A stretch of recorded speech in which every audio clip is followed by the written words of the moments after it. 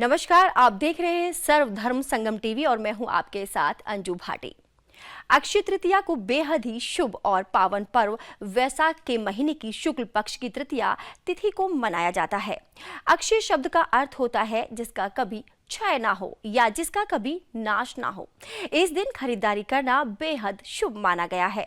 पौराणिक ग्रंथों के अनुसार इस दिन किए गए शुभ और धार्मिक कार्यों के अक्षय फल मिलते हैं।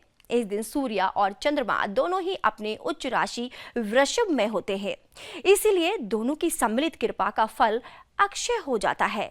अक्षय का अर्थ होता है जिसका क्षय ना हो। माना जाता है इस तिथि को किए हुए कार्यों के परिणाम का क्षय नहीं होता है। ऐसी मान्यता है कि इस दिन परशुराम नर नारायण हयग्रीव का अवतार हुआ था। इस दिन से बद्रीनाथ के कपाट भी खुलते हैं और इसी दिन वृंदावन में भगवान बांके बिहारी के चरणों के दर्शन भी किए जाते हैं। इस बार अक्षय तृतीया 10 मई को सुबह 4:17 पर होगी और समापन 11 मई को रात के 2:50 पर होगा। अक्षय तृतीया का पूजन मुहूर्त 10 मई को सुबह 5:33 से लेकर दोपहर 12:18 तक रहेगा। इस मुहूर्त में आप सोना या चांदी की खरीदारी कर सकते हैं। ज्योतिषियों की माने तो अक्षय तृतीया के दिन इस बार दुर्लभ संयोग बनने जा रहा है, जिससे इस पवित्र दिन का महत्व और भी बढ़ जाएगा। इस बार अक्षय तृतीया पर धन योग, गज केसरी योग, शुक्रादित्य योग, रवि योग, शश योग और सुकर्मा योग का निर्माण होगा, जो कि बेहतर शुभ संयोग माना जा रहा है। दरअसल अक्षय तृतीया के दिन शनि शश राज योग का निर्माण करेंगे। मंगल और बुध की युति से मीन में धन योग का निर्माण होने जा रहा है।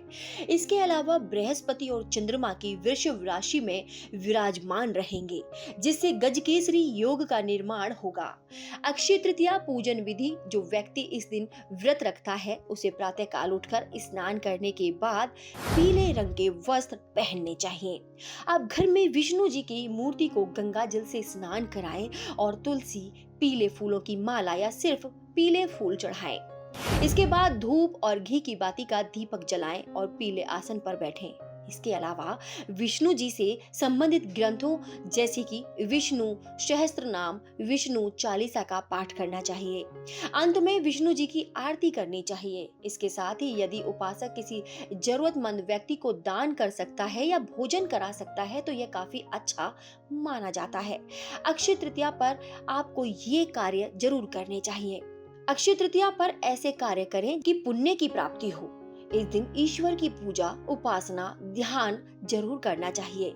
व्यवहार को मधुर बनाए रखें। संभव हो तो किसी व्यक्ति की सहायता करें। द्वार पर आए लोगों को खाली हाथ ना लौटाएं। उन्हें दान दक्षिणा अवश्य देनी चाहिए। अक्षय तृतीया पर सोना या कीमती वस्तु खरीदना भी शुभ माना जाता है। अक्षय तृतीया भगवान परशुराम की जयंती का दिवस भी है। इसको युगादि तिथि भी कहते हैं, क्योंकि सतयुग का आरंभ इस दिन हुआ था। इस दिन महिलाएं दसों दिशाओं की शांति और प्रसन्नता और अपने परिवार की खुशहाली के लिए दिशाओं की पूजा करती हैं। अक्षय तृतीया के दिन अपने दुर्गुणों को भगवान के चरणों में सदा के लिए अर्पित कर उनसे सद्गुणों का वरदान मांगने की परंपरा भी है।